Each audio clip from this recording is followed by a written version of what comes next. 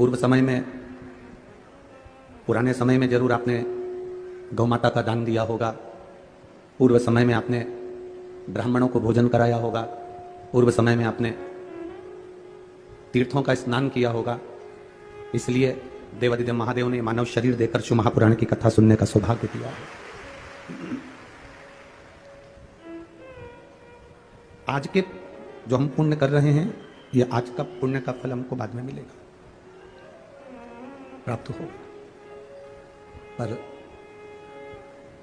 जो पुण्य हमने पूर्व में किया है,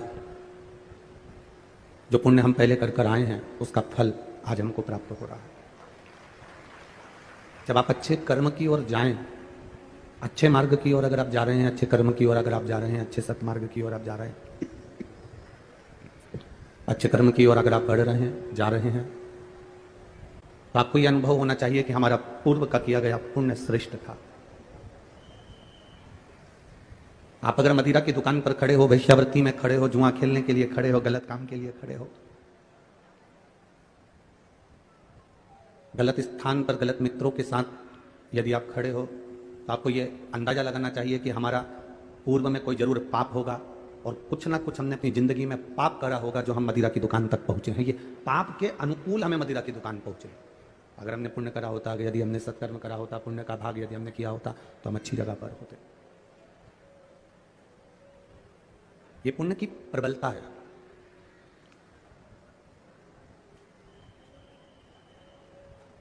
जिस व्यक्ति का मकान बस स्टैंड पर होता है ना, वो बड़ी अकड़ में कहता है मेरा मकान बस स्टैंड पे, रोड पे है। कभी भी आओ, आधी रात को आओ, मेरा मकान बिल्कुल, आप उतरोगे बस से और मेरा घर है। जिसका मकान रेलवे स्टेशन पर रहता है, वो अकड़ पर कहता है मेरा मकान बिल्कुल रेलवे स्टेशन पर है। बस स्टैंड पर मकान है तो व्यक्ति को गर्मी है कि मेरा मकान बस स्टैंड पर है, बिल्कुल उतरो और मेरे मकान में आ गए। रेलवे स्टेशन पर मकान है तो व्यक्ति में गर्मी रहती है, कहता है कि मेरा मकान बिल्कुल रेलवे स्टेशन पर है, उतरो और मेरे घर आ गए।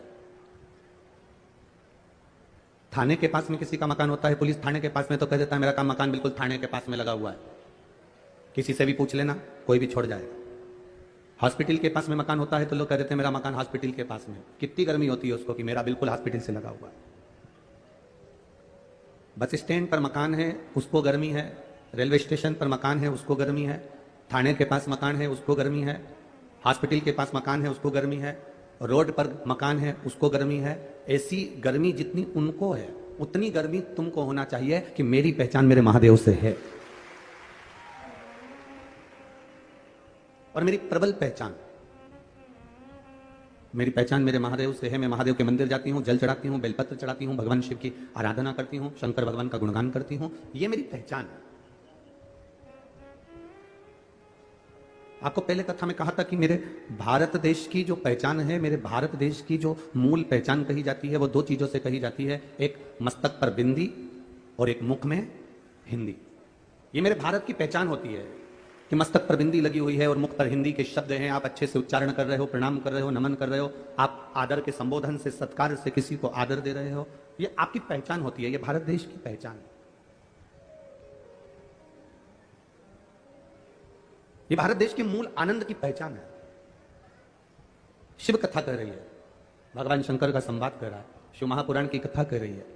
आप अगर भगवान शिव की कथा में जाते हो, शंकर भगवान के मंदिर में जाकर एक लोटा जल चढ़ाते हो, शिव जी को एक बेलपत्र चढ़ाते हो, शंकर भगवान का गुणगान करते हो, शिव भक्ति में रमे रहते हो, शंकर की अविरल भक्ति में रमे रहते हो, शिव के मंदिर में, शंकर की आराधना में, शंकर के गुणगान में अगर तुम रमे हुए हो, तो तुम अकड़ कर कह सकते हो कि दुनिया की पहचान किसी से भी हो, पर मेरी पहचान तो मेरे महाकाल से, मेरे शिव से, मेरे ओघड़दानी से।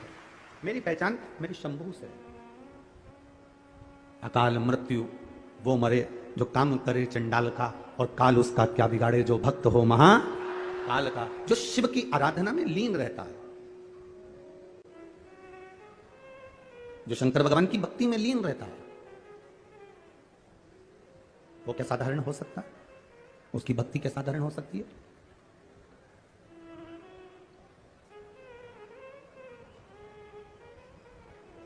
वो भक्ति साधारण हो ही नहीं सकती। हमारे यहां सहज भाषा में कहते हैं कि माता, पिता, गुरु, घर के बड़े, इनकी जायदाद अगर आपको मिले ना मिले, इनकी संपदा आपको मिले ना मिले, पर शिव महापुराण की कथा कहती है माता पिता गुरु और घर के बड़े, इनसे हमको कुछ प्राप्त हो ना हो, पर इतना जरूर याद रखो कि इनकी दृष्टि में हम रहें। जो माता पिता गुरु और घर के बड़ों की दृष्टि में रहता है, उसकी जिंदगी में सृष्टि अपने आप बनती चली जाती है और उसका विकास अपने आप होते चले जाता है। हम माता की दृष्टि में बने रहें, हम अपने पिता की दृष्टि में बने रहें, हम अपने गुरु की दृष्टि में बने रहें।